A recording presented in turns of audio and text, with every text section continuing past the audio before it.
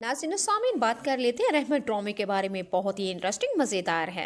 अगली एपिसोड के अंदर तो इतना कमाल का ट्विस्ट आया, यकीन माने मजा ही आ गया। जुहेब की माँ ने तो अलीजे की बीमारी को देख के, बल्कि उसकी मजदूरी को देख के तो वो मजाक उड़ाया और इतना दिल उठा दिया। अलीजे बेचारी की तो बेइज्जती ही कर दी जुहेब की माँ ने। जुहेब की माँ को इस तरह नहीं करना चाहिए था, लेकिन अलीजे को देखते ही उसने जो ठुड्डा मार के, ठोकर मार के सारी चीजों को वहां से उठ के चली गई। यही चीज हमारी अलीजे को हजम नहीं हो रही।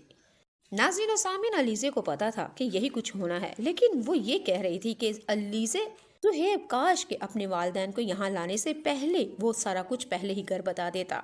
जुहेब अपनी माँ और अपनी बहन को बता देता कि अलीज़े मासूर है, वो बीमार है, लेकिन इसने ऐसा नहीं किया। शायद मेरा मजाक उड़ाने के लिए अपनी माँ और बहन लेके आया था। अलीज़े का कहना यही है कि सुहेब ने ये सब कुछ मेरे साथ जानबूझ के किया है। खैर, अलीज़े और उसकी फैमिली बहुत ही ज्यादा डिस्टर्ब हो चुकी है। अलीज़े बेचारी का तो दिल चकनाचूर हो चुका है, बल्कि टूट के राख राख हो चुका है।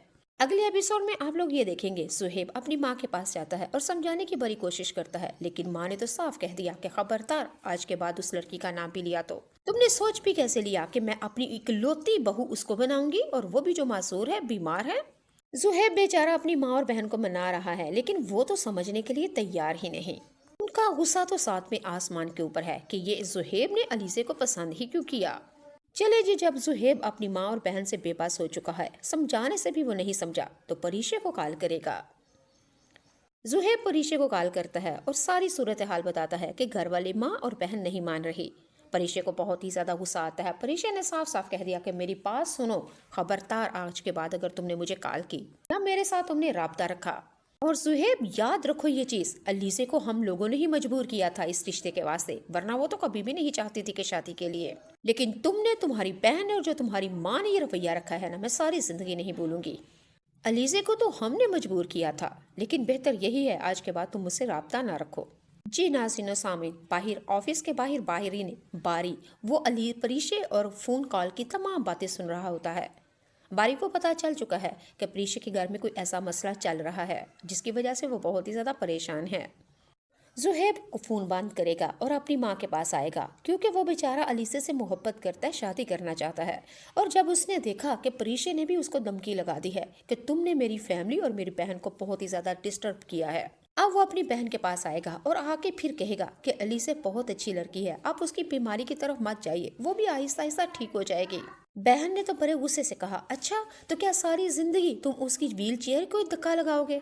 जुहेब ने भी बड़े गुस्से से अपनी माँ और बहन को बता दिया कि हाँ, लगा लूंगा सारी जिंदगी धक्का, लेकिन याद सुनिएगा, मैं उसी के साथ शादी करूंगा। अलीसे के बगैर मैं किसी दूसरे से शादी नहीं करूंगा। अगर शादी करनी है तो सिर्फ अलीसे के साथ, और मुझे सारी जिंदगी भी उसके साथ धक्का लगाना पड़ा तो मैं तो उसकी बैसाखियां बनने के लिए तैयार हूँ, धक्का दूर की बात है। अच्छा जी नाज़रीन सामीन, अगली एपिसोड के अंदर जो होना था वो होना है, लेकिन पिछली एपिसोड का थोड़ा सा रिव्यू कर लेते हैं। परीशे इस ड्रामे के अंदर बहुत ही ज्यादा खूबसूरत लग रही है।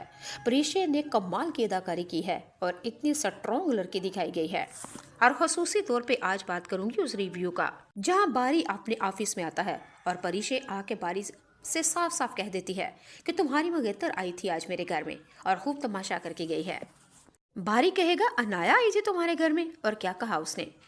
परीशे ने बारी से कहा, तुम्हारी मंगेतर ने मेरे घर वालों के सामने मुझे डराया और धमकाया है, और यही नहीं, मेरे और तुम्हारे ताल्लुकात के बारे में भी झूठी बातें बताई हैं, जिसकी वजह से मेरे घर वाले और खसूसी मेरी दादी बहुत ही ज्यादा परेशान है। ये आपकी मंगेतर अनाया ने आखिर तमाशा किया तो क्यों किया।